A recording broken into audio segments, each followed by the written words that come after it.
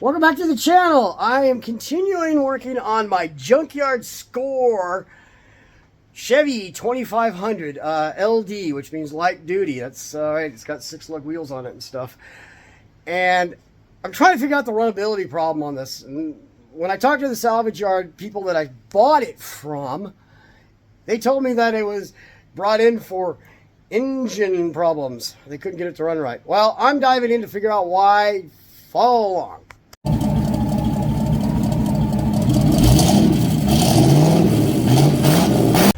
As you can see, there's a new ECM. It's in the glove box because he took the glove box liner out and never put it back. That is a replacement chip for this application, which is 1993 350 with a manual transmission, K2500. That is the correct ECM for K2500 93 with a manual transmission. It looks all new. Everything looks brand new. None of this has been messed with. So obviously this guy was trying to figure out what was wrong with his truck because he kept adding stuff. Like in the last video I showed you, it had a new fuel pump module put in. Back under the hood, these red injectors indicate this is for 454 injectors, which is incorrect for this application. And it's probably why this thing gets terrible gas mileage and drowns when you try to get into the gas pedal. So I have a set of 350 injectors that I got. I'm going to put those in and see if that solves our issue. It also could be the reason why the fuel pressure is not where it's supposed to be, even though it looks like it has a new regulator on it.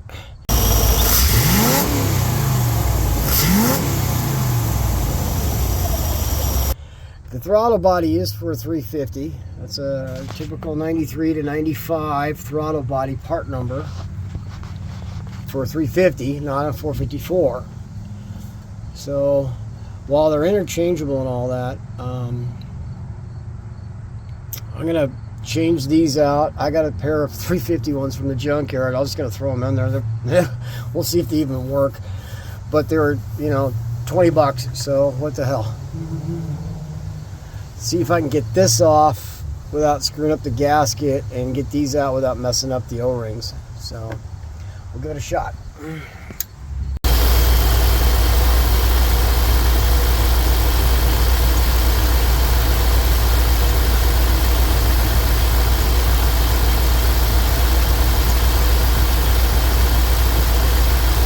So I moved the truck into the garage and I got it running, but it does kind of run kind of a bit rough right after I started up. That could be because spark plugs were probably a little bit fouled from running 454 injectors in a 350.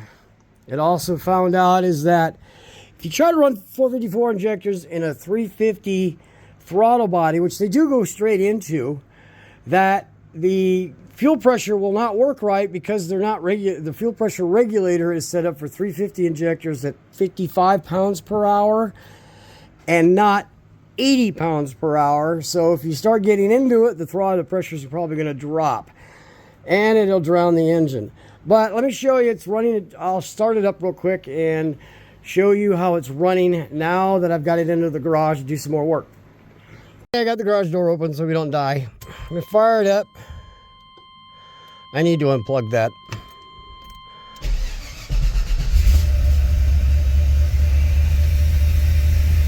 Okay, now it's running. It's running a little bit rough. Let's see if I can show it. Shows up on camera.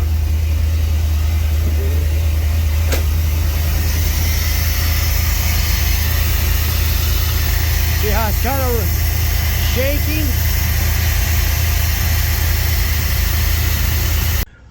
Okay, I took it for a quick test drive just around the block. The brakes are mushy, and it's running better when it warms up after it runs a minute or two.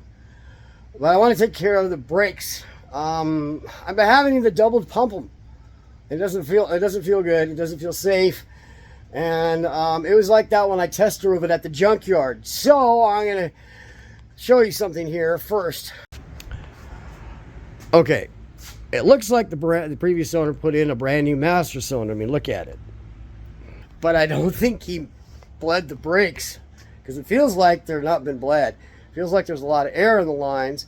And I'm going to do is I'm going to get out the vacuum bleeder and do that. I'm going to do it off camera. It's loud because the compressor's running. And there's really not much to see about me without me crawling around on the ground. So let's get to some brake bleeding and we'll see what happens. Okay, I bled the brakes. And I hit the brake pedal twice. And it was fine for 2 hours. And then it went to the floor. And it just went pop and then it went to the floor. So let me show you what I found. I'm going to go around to the passenger side. So as you can see over here on the wheel, there's brake fluid all over the tire. There's a puddle on the ground below the brake. So I figured, okay, the old wheel cylinder just popped, right? It's probably never been changed. Well, all that's new. Look at that. You see that? You see how the wheel cylinders seal? Yeah. Well, if you look closer, let me get my light down here. There is something missing between the wheel cylinder and the brake shoes, and it's the pins. Let me show you on the other side. Okay, on this side, you can see they didn't forget the pins when they replaced all the hardware and the wheel cylinders and brand new brake shoes. Yeah. I don't know why they forgot the pins on the other side. I mean, I don't know. The other thing that's kind of wonky in here is they cut the parking brake cable off. That's cut off. And the lever for the parking brake cable is missing as well. Yeah, it's supposed to, oh, there it is. No, yeah. Yeah, it's still there. So,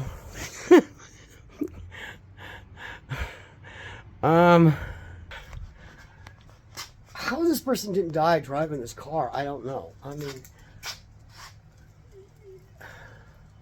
you know what's even more terrifying is that I've driven this car. I've driven this truck at over 80 miles an hour, testing it out.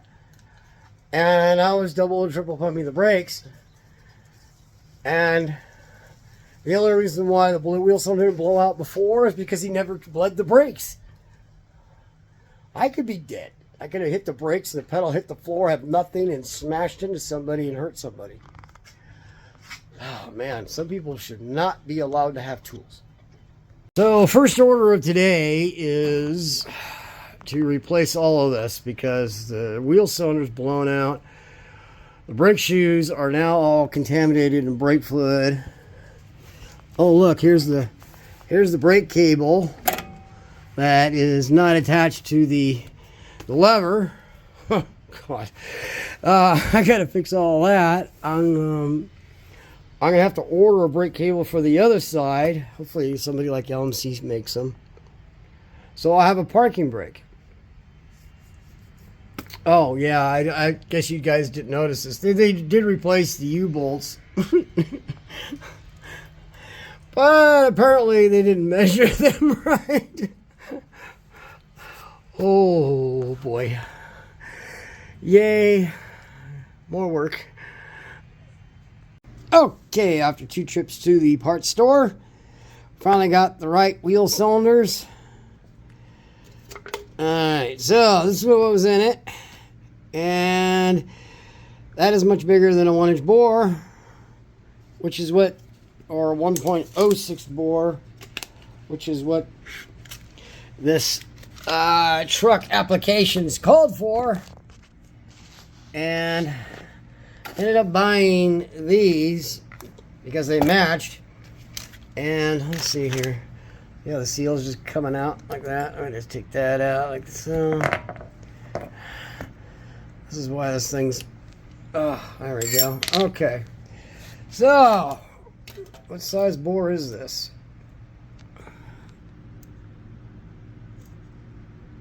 Inch and an eighth, 1.125. Anyways, the application that we ended up having to use to get the correct wheel cylinder for this truck is a 93 3500 1-ton dually. Yeah, that ain't a dually. Not with 6 lugs. Huh. Weird. The brakes are 11 by 3 inch, which I don't think dually brakes are 11 by 3 inch. So I don't know. Well, I'm going to start assembling this mess. Here's another common mistake that a lot of people make on drum brakes is that if you look here at the shoe, let me get this stuff to get it in the light so you can actually see it. Okay, so they had the shoes like this. This one was the rear. As you can see, they have the one with the less material at the top on the rear, and the one on the front with the more material. This is a common mistake, but it's also wrong because the primary shoe, which is this one, is not on the front on a drum brake setup. It is always on the rear. The primary shoe goes on the rear, and that's because when the wheel's turning this way, right, most of the stopping power is being done by the rear shoe, not the front shoe. That's why there's more material on the rear shoe than the front shoe. So he screwed up on this one, which is not, you know, it's common. I've seen it a lot of times over the years. A lot of cars I work on have them backwards. But we're putting new shoes on, so we'll get it all solved. Okay, after a lot of swearing and cussing, I got the drum back together, the brakes back together. I had to... Oh boy, that's a heavy one. I had to sand down the brake drum because it was rusted because the shoes never touched the brake drum. Yeah. So I was sanding most of the rust off. It should clean up itself. It'll clean itself up after a few runs. I got enough of it off. We're just going to kind of ignore that thing. Yeah, please ignore that. Don't say anything, please. Now I got to do the other side. Okay, this side I just sprayed off with the brake clean, and you can see it's all practically brand new in here. The only thing wrong in here is that they cut the brake cable, or it broke. I don't know if it broke or what. But everything else in here is brand new. You know what? I don't feel like taking this one apart. I mean, everything is there. It is correct. And the shoes are all practically new. The drum. Let me see I'm sorry here. Oh boy. The drum looks good. So, I think I'm just going to throw this one back on and bleed the brakes. Call it a good. One last thing I want to do to make this more of a daily driver is to fix the heater core. Now, the heater core is in the truck, and I think it works, but it's been RTV'd at the butt, and it's hanging out of the bottom of the dash. Well, the dash cover for the bottom of the heater core is missing. So, I need to fix that if I want a heater to actually function. And without the box on there, all the heat just kind of goes right past the heater core. It doesn't really do much, and it ain't going to do anything for blowing air on your windshield when you're trying to get the ice off your windshield in the morning. So let me show you. Alright, so you can immediately see the red RTV hanging out of the bottom of the dash here. And so I got this new heater core here. I figured this is what they're trying to do to stop a leak, but they never put the cover back in. I tried to put a cover in and it wouldn't go in because it's not in the car correctly. So I'm going to just take it out. I think it's tweaked sideways, and that's why it's not going in correctly. And I think it's because the hoses are pushed so far on, it's twisted it sideways, and it's not gonna be a lot of cover in because it's turned sideways in there, in the case there. So on this end, over here in the engine compartment, we just have the two hose clamps, which are fairly easy to get to. They had replaced the original style, which you have to use like a pair of channel locks or a special tool to grip and pull. And I don't know what they're called, but they're a pain in the butt. And these have been replaced with standard hose clamps. So all I need is like a 5/16 and I'm ready to rock. So let's get started. Okay, so I got the two hoses off and the heater core is letting out a little fluid. I might try to tip it upwards while it's still in the dash to pour out. So it'll pour out on the floor of the garage. Miss the drain pan because it hits the frame rail, runs off, and comes off the frame rail at a random spot or more than one spot. And so no matter where you put the drain pad, it ends up on the floor. But it'll be better on the floor in the garage than on my carpet in the truck. So I'm gonna go back inside here and I'm gonna light. Let's face it, these fancy schmancy LEDs, dash lights, don't help you when you're trying to see under the heater core. If you're taking the heater core out after you get the case cover off, there's that one screw there that holds the it's kind of like a clip that just kind of holds the heater core in the case. I got to get that out. I don't know if you've ever worked on these trucks before, but I have a case here that isn't broke. And the reason people break these is because they don't realize there's screws at the back of it they can't see when it's in. So when you put it in like this and you're working from the bottom, you don't know that screw's there. A lot of times you don't know that screw's there. But these other three are here. This one is a giant pain in the butt to get to. You have to have like a short 1/4-inch drive socket with a little bitty extension to get it out. You can't use a nut driver because it's too close to the transmission hump. And so it's a pain in the butt, and people fight with it, and then they end up breaking it trying to get it out. And the other thing is that this clip here wraps around the two pipes that go through the firewall, and trying to get it down and out and past all that stuff. The plastic is broke. How I got this one out is a miracle, because the last one I tried to take out, I didn't have such luck. See, it's broke. And it broke right around that screw there. So this one's gonna go in the garbage. As you can see, I got the new heater core up in the case. And it looks like it's straight. I'm going to try to put the cover on. I'm going to test fit it before I put the heater hoses on. That way it doesn't get moved around. Once the cover's on, then it can't move. Okay, the case cover's back in. It wasn't so much of a fight once I got the little tab off. GM car engineers. You don't even need the tab for it to seal. They probably installed it with the entire case completely off the truck. Install the heater core, then put the case on the truck with no interior, nothing else on the dash, so forth and so on, blah, blah, blah, blah, blah. So, as you can see down there, there's like a little rubber seal supposed to go around the pipes. See down there? They had an extra setup over here, which looks like, that looks like a PCV valve grommet and another grommet of some sort, and this rubber flap thing back there behind it to help keep the cold air from coming in past, or hot air even from right off that header, from coming in right past the that rubber seal, which is kind of wore out. So I'm going to actually reuse their pretty cool tool there. Okay, I'm going to go take it for a test drive now.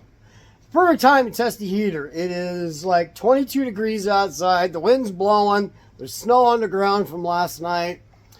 So, if anything, if the heater doesn't work, I at least can practice my snow drifting, right?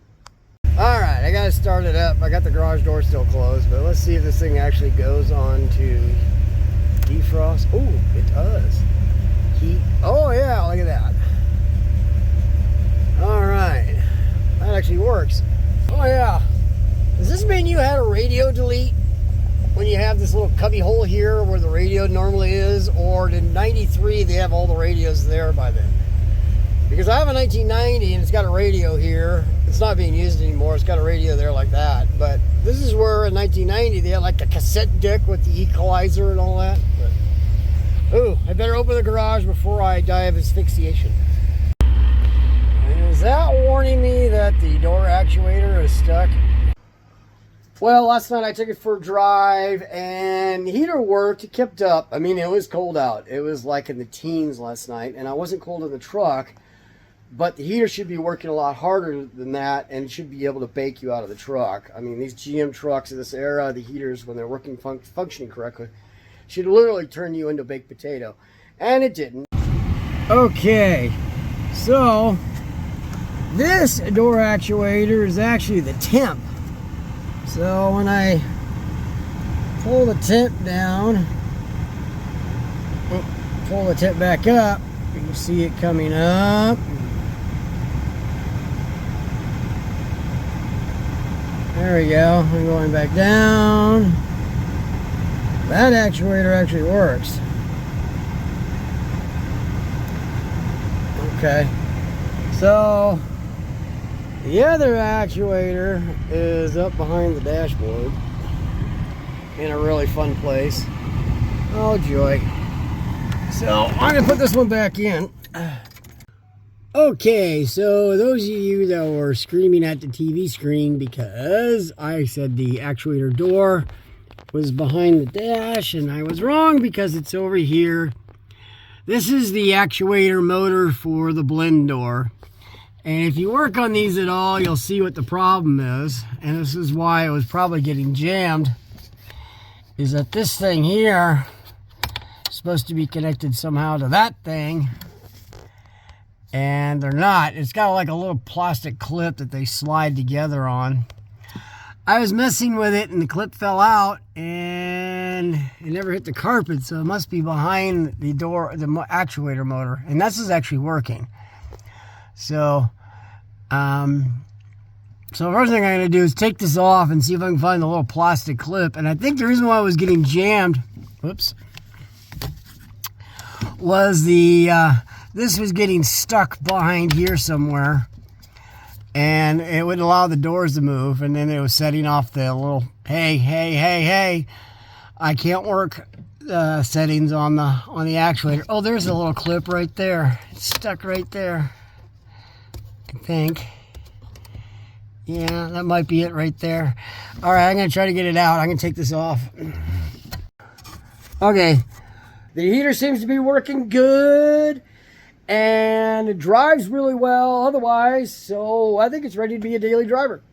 So I'm going to daily drive it for a little bit and make some decisions on that and see if I'm going to keep it or if I'm going to turn around and let somebody else have a 4x4 this winter and continue working on my plan for my white 1990, which is to stick that Vortec 350 and 4L60 into that. And that thing is tuned by a friend of mine at 4Ride Performance, and that'll be probably coming up this winter while I drive the green and silver truck.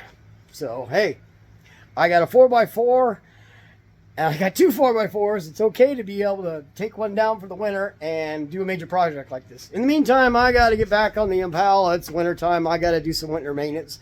I haven't really done anything to do with this thing since I got back from Rocky Mountain Race Week in June, except drive it. So it needs an oil change, it needs some other stuff. Talk to you soon. There's supposed to be two clips and a spring in between the two of them. I only have one. You can see that one up there has both. So the reason why the clip is busted out is because the other clip broke, I guess, and the spring popped out. And the previous owner, they probably didn't know what they were and just threw them away. But you know what I'm going to do is I think I'm just going to wrap duct tape around it and until I can find a couple more of those, and then at least allow it to flex a little bit and not fall apart. Yeah, that's what I'll do. All right, I got the thermostat out. It's pretty nice and new, but He drilled a hole in it that it's a weep hole, and when I pulled the thermostat housing off, it was like literally peeing water the whole time. Made a giant mess underneath my truck, but I don't know if this is going to be the problem. It is a 195 thermostat, so I can't imagine it running on the cool side with a weep hole like that in it, but it's okay. I have another practically brand new 195 sitting on a shelf, so I'm just going to use that. Throw this in the pile of other thermostats, and